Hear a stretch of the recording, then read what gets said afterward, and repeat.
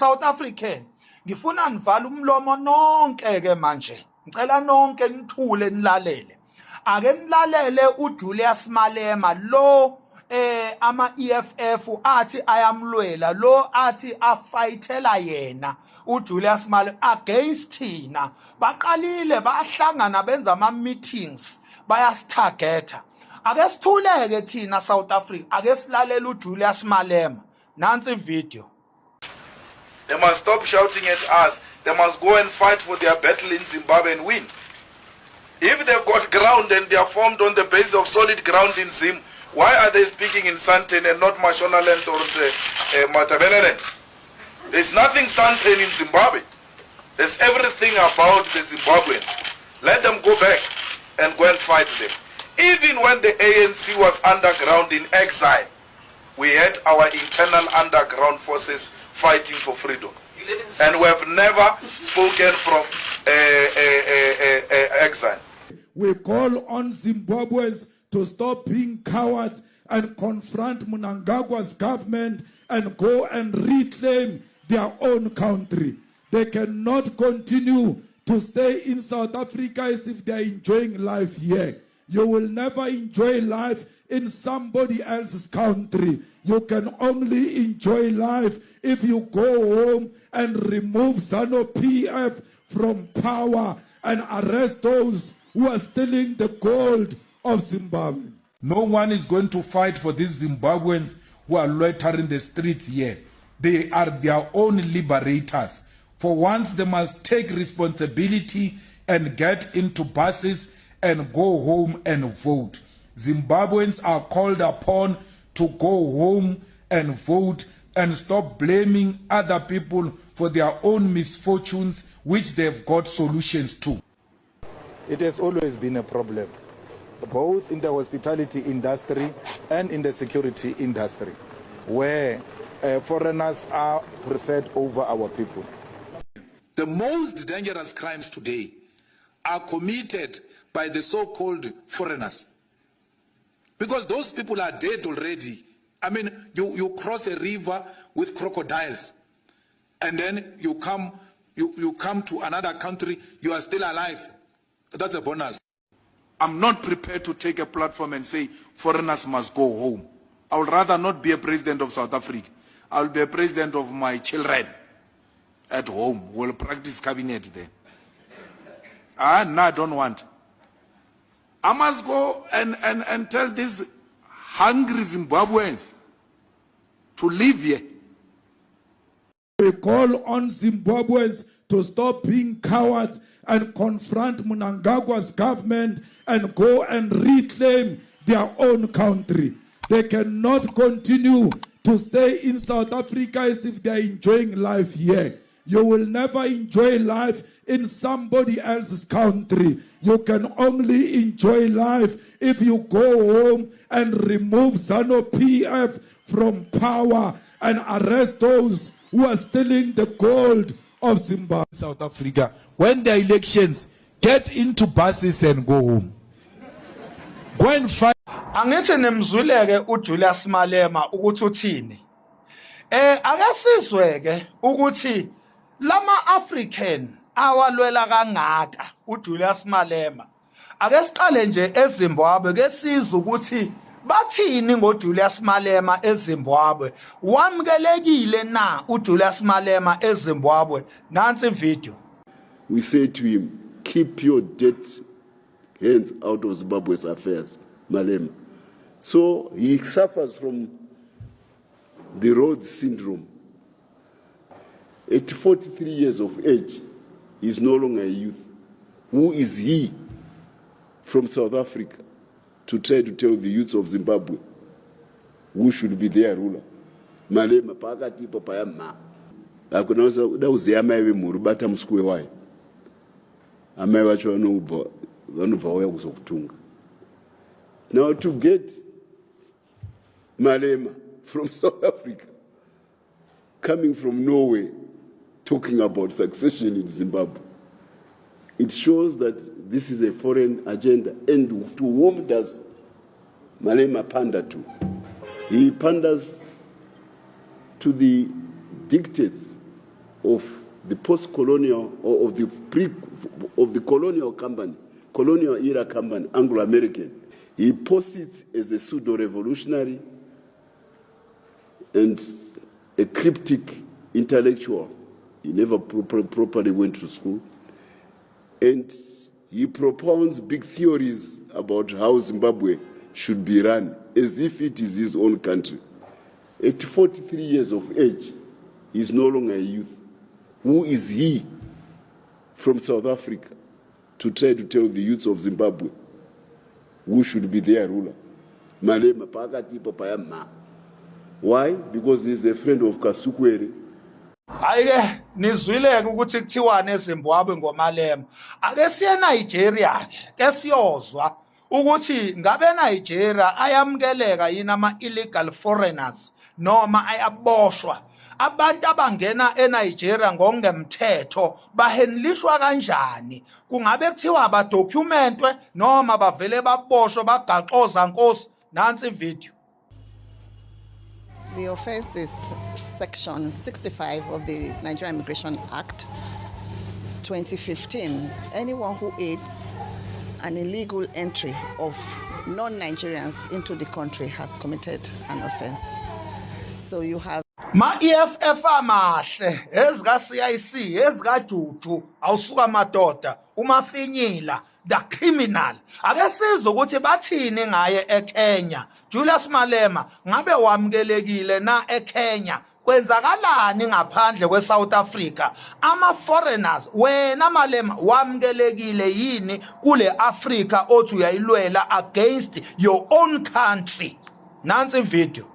Malema should stop coming to Kenya and insult our president. In fact, I want to ask the Ministry of Foreign Affairs to demand an apology from Julius Malema and EFF of South Africa, and to deny him visa and passport from coming to Kenya again. To tender and reserved apology, not only to President William Ruto, but to the great people of Kenya. Because when you insult William Ruto as the president of Kenya, you are insulting all of Kenyans. And we are giving Malema the next 5 days to do unreserved apology to the president and the government. How? Cishe ngakhohlwa iSomalia awusuka madodo my friend ezama tuck shop. Ngabe Somalian niyathanda yini ukurecognizwa as Africans njoba nigcwele South Africa? Somalis deny Africanity. They do not want to be identified as African. They want to be Arabs. Nithi ma EFF nithi siyafandwa. Nithi sifando bani? I-EFF yona ifando bani? Niyasazi isigebengu esitshontsha itobacco ugwayi lapha eZimbabwe sungenise la eSouth Africa unlawfully. Isona ke sifanda uMalema. Isigebengu esitshontsha ugwayi eZimbabwe sungenise unlawfully eSouth Africa. Sifanda kaJulius Malema, including uRob herself, the most racist white man ever, is the funders of uMalema. Look, ebafowethu kona kubonakala ingathi sizohamba sambe siwadinga amagqwetha. Didibele no Minister of Justice apha uKhubayi engumuntu onento akayivezayo into ba sokhona iNGO apha eseyibheke ngasecourt ifuna into ba makublockwe lo mcimbi esibhizi ngawo into lokwenza nosuku olukhulu i30 sika June ezisiya kuso. Hayibo kuthe kungephi ndeqinenye ivideo apho kuthethwa khona into yoba phofu ibivele nasezindabeni ne kunoso business abokufika esebebalekele ecourt nabo befuna into yoba makudilwe nalonto esibhizi ngayo apha. Hayi ke niyabazi ke nosolo politiki bazawube sebesebenzisa lithuba nabo. Nizawukhumbula ba uGaten Mackenzie ngomnye wabantu naye owayecula iculo loba mabahambe uthe nexa keqoba kufumana isikhundla sokuba especially engene kwicabinet wangasaculi ngaloshuni lo uthe ebuza bayibo njoba wawucula eliculelo kwenze njani wathi yena hayi kalongo ngokusekehlala nezikhulu so akasathethi yonke into ndimangazwe into yoba apha ezicukwini ngidibene naye sekethini sekethetha la language futhi into yoba mabahambe hayi ke sivile mos into yoba bakhona babahambile abaseGhana about 300 hayi bafikile bafethu eGhana bamkelwe ke kuwabo. There's no place like home bafethu. Ngiyamangala nje xa umuntu engalithandi ikhaya, otherwise gona there is no place like home. interview uJulius Malema ke umalunga nalonto leyo according to yena ubona ingathi lento esiyenzayo bafethu sizizaphula imithetho sizizaphula imithetho nje kwa iGhana ngendlela eyareacta ngayo into bayona ibe yi-responsible country ithi xa ibona kunje ithi hayi yona ifuna ukusindisa abantu bezwelayo mababuye abantu bakhona izawuba transporter otherwise lanto it was unnecessary bokungamelekanga into babade babe benze njalo otherwise bona ukuyilungisa lento bazimisela ukuyilungisa noma ke ngokunzathi babezi politicians otherwise bafuna ukuphusha nokugovernment ugovernment makadile nalanto ngiyamazi ke phofa ngeke athethe nje angabi nento akazayigxeka kwiside lama South Africans apha ke unayo into egxeka amapolisa wethu bakwezinye zezi videos kubonakala kuhlukunyezwana nabantu behamba amapolisa ekhona kuze kwakhona umama kwaba baseGhana ode wathi ubone into bamakagoduke especially xa ezathi xa ebethwa njengoba beyabethwa xa ebethwa phambi kwamapolisa angaprotect amapolisa wabona nje ba hayi impundu zingaphandle makagoduke uba ngaba yeyiphi lo nto leyo lo video leyo oNobu Malema kayibonile okanye lo mama obebeke bethwa saze thina sangayiboni yabonwa nguye yedwa Malema andiyazi ngalo video lo mama lo khoma ndimbone mina ebethwa eKZN if uthetha ngeKZN because ilimi lakhe nje lidlalele kucala lase KZN ngoba nasemapoliseni unayo into ethi bona bazi into yoba kuthiwe amapolisa wona aqotho ngawasecala lase KZN but umangala xa kwa the very same thing akayibiza ngoba yena izinophobic yenzeka kwiside la ngase KZN bafethu asijiki apha sekukaninzi ke ndidibana nabantu befuna ukuyazi into yoba kudonatewa njani for umcimbi okwenza nematch and match because amagqwetha wona into ezodingakala bafethu and singafocusanga kwimatch and match yodwa because umzekelo ongizwe lophakela umthakathi they don't really form part of lento le kiyaya bafethu apha kuzonyanzeleka into yoba wonke ama South Africans so that lento mangayiphini kwi certain organization okanye bangayiphini to certain people wonke South Africa ohalela into yoba lento makudilwe nayo bafethu let us all speak up. Let us all voice out. Wonke umuntu makuthethe wonke umuntu kwenzela kungazuba khona umuntu obazathi lona beke ngumququzeli walento. Otherwise all of us as South Africans siyayiququzela lento. Ngithetha ngama South Africans amanyanyani ke mina kandithethi ngaba banzi ngathi bangama South Africans bengasingama South Africans. Right now ama South Africans amanyanyani aqotho ayibona into enzeke South Africa.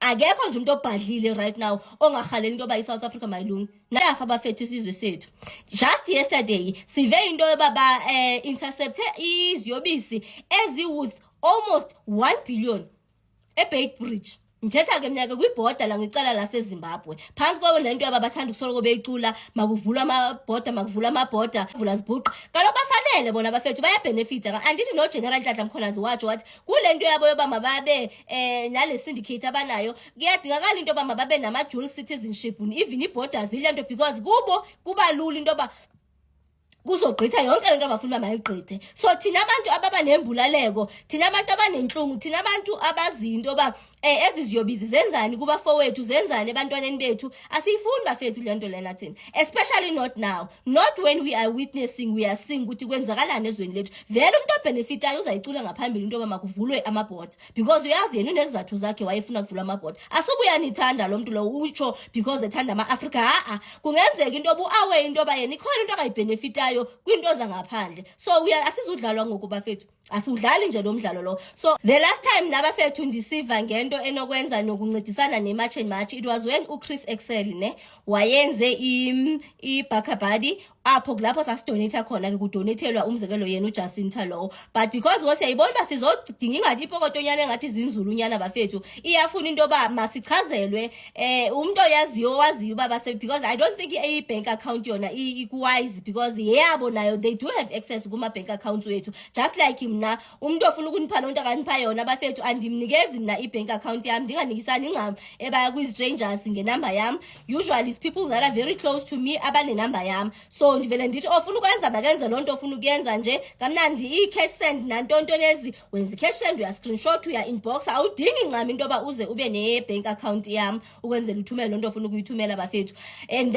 the same goes for imatch and match andikhalelanga mina bafethu into yoba imatch and match sifumane ibank account yabo because because bazawi infiltrate la bank account, whether by freezer, whether bathini, and apha singakwazanga into yoba iseve lo purpose besifuna ukuyenzela yona. Singavuya into yoba ingakhona enye indlela abangasixela ngayo ukuba incediswa njani umzekelo i-March and March ngaphezulu bafethu. There's another, this is not the only into fight esibhizi ngayo ne, kukhona enye umququzeli wayo lenye nguPrince Mthombeni apho ebhizi khona because uyabona basingawina elacala zininzi igqithi into singazilungisa. Yena uPrince Mthombeni uququzela into lokwenza neconstitution bafethu, ufuna into yoba masi-challenge, sihalela into yoba masi-challenge sisi South Africans, ugovernment wethu kutshintshwe into ezithile kwi-constitution because bahlale basibethe ngala constitution lana. So sifuna ukuyithatha le constitution yabo siyibhekise court into yoba man zikhona into ezingaqondakali esithi xa sizibona sibone into yoba bebelungisele into yoba ezinye zezinto pha mazibe lula for bona. So ikhona ilink yale Baker Body yayo yona iSACR leyo kwi-bio yabo oPrince abo ngoPrince ngoSovereign ngobani kanene banintsana nje uya kwinto kwi-bio yabo kulapho uzayifumana khona. Otherwise bafethu ukuphusha kona sesiphushile because the last time I check I may be wrong because indlela ihamba ngayo nje nayo I think bekuya about 230 something thousand imali bese siyenzile kwelacala. So imali ezawuthini ihambe izawuthi sincedise kumcimbi onokwenza namagqwetha bafethu. They do not come cheap, but into esifunayo sifuna into yoba makuyocheckwa. Ningalibalanga like nizayikhumbula into yoba ngophi manje uPrince Mthombeni ngulona ngoku not long after siqale yonke lento lena sebekwazi sebezile nento ethi nabafuna ama-asylum seekers lana mabawenze bengekafika eSouth Africa. Siyiwinile loo nto bebefika apha influx eSouth Africa bafuna ukuzenza sebengaphakathi xa sebengaphakathi asakwazi kubagxotha. So kumele hayi they are awaiting mabayizifune besengaphandle amaphepha bathi bengene eSouth Africa bangene kupheleleyo. So zininzi bafethu into imfazwe esilwa nazo apha but nje yona ayomfazwe ezawuthini ezathi ibe lula. Enye ndiyathanda ke kwezindawo abafuni neentshukuntshuku zemali bafethu nje kuthiwa yi-10 rand 5 rand lo mali othusa uyi-afford wena. Please do donate and I would suggest that sidonate kuzo zombini and eventually ndiyahala into yoba makube khona inoba okuzaze kube yama-South Africans nayo into ne of which yona ingafocus incam kwi-March and March, ingafocus incam kungizwe kuphakela umthakathi because le nto sihalela into yoba nabani obhizi ngalo mcimbi esibhizi ngawo ozabanjwa nobubanjwa ephi nakakade ozabe inento yokwenza nalento sikwazi into yoba bafethu si-afford amagqwetha silungise because ngokubona they going to send amagqwetha wabo bafethu angathi aqinile. Nibona kwayi-president yethu into yoba mabazi-alayine ngendlela bazi-alayina ngayo bazipositione kuthathwa into ezikulu omankunsela bafana no-advocate Mwayithobi kuthiwe baphinde basuwale kuma-concourt into yoba kuzoba nzinyana bafethu. So nje ngiyacela basisebenzisaneni loo nto umuntu akayi-affordayo enzani nabafethu into enemali phakathi ndiyayosaba ndiyayihlonipha andifuni futhi noba ngaze kuthiwe kwenzekeni andifuni into ezawuni-athatsha phaa kuthiwe le ndiyithethayo andina-access yala mali ndithetha nje phantsi koba loo nto nayo sincedisana nabaphi nabaququzeli bayo abangaphambili. Andikho ke phaa ngaphambili nincede kuleya into endikhona kuyo yile yoba silwela isizwe sethu kule ye-constitution andikho ncampa but nje in terms of nam nditsho ndithi masiyeni. Because Ghanaians are gone now, 300 of them. How many 300 of jobs were created after the Ghanaians have left? So it's just a myth, it's a lie, which they are using to further divide us, to perpetuate colonial divisions that were created in the past. And you say, no, I hate colonialism. I was a student in Fees Must Fall, we must decolonize the education, we must decolonize this, we must decolonize that. But the borders must remain. The borders are actually the most practical thing that was brought about by colonialism. And you can't say you are against colonialism, but you support the borders. It's never consistent like that. Well, let's look at Ghana, the response. You made mention of an example of this incident happening some years ago. Between Ghana and Nigeria. Between Ghana and Nigeria. That's the same thing they said this weekend, that this is not something new. The response of Ghana, was it a right way to respond and now pushing that this matter be on the agenda of the AU? It needs to go to the AU. The Ghana response was not necessary because it now creates an impression that we are all like that, when it is certain section of our society that needs to be contained by law enforcement. And one Ghanaian lady was saying, you see, the problem is, and I wouldn't have taken this option. The problem is we're being beaten in front of the police and the police are not doing anything. That's the problem. Hello Mzansi, welcome to Mgosi Wasemzansi. If today is your first time visiting this channel, please do the right thing and click the subscribe button. Mix Makanya, Odrega, Julius Malema, and kunema video yakhe la ufakile lapha kule video yakhe ela circulator kwelapha enkundleni tochumana la resurfaceile all videos of Julius Malema saying ukuthi maZimbabweans abahambe eyayilungisa live lawo, like he was just saying nje ukuthi abahambe akhombisa ukuthi akekho siding labo. Kwicece 2026 has now siding with them, saying ukuthi my foreigners, they are his African brothers and sisters, and people are saying ukuthi oluphecephecu Malema zolo lokhu bekathi labantu abahambe namhla sowujikile sokuthi abahlale ufuna wonke umuntu wase South Africa avumelane naye ngoba sekujike yena. Do comment your thoughts down on the comment section. Don't forget to hit the notification bell. I'll see you in the next one. I'm signing out, so goodbye.